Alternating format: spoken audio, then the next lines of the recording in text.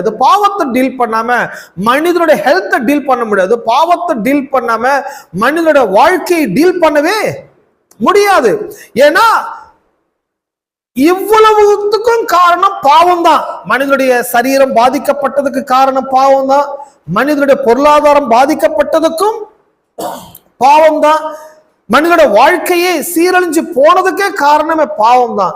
இப்போ பாவத்தை டீல் பண்ணாம வெறும் பொருளாதாரத்தை டீல் பண்ணிடலாம், இல்லடா மனுஷனுக்கு நல்ல கல்வியை கொடுத்துடலாம், இல்ல மனுஷன் நல்ல மருத்துவத்தை கொடுக்கலாம்னு சொல்லி நிறைய கவர்மெண்ட் பிளான் பண்ணாங்க. பட் எந்த கவர்மெண்ட்டும் பாவத்தை டீல் பண்ணணுங்கிற அறிவே கிடையாது. ஆனா கடந்த 2000 வருஷத்துக்கு முன்னால தேவகுமாரனாக இயேசு இந்த உலகத்துக்கு வராரு. இவர் ராஜா. இவர் மனித ரூபம் எடுத்து பூமிக்கு வராரு. இவர் ஒரு ராஜா, மனித ரூபம் எடுத்து வந்தாரு. இந்த உலகத்துல அவர் வரும்போது என்ன கொண்டு வந்த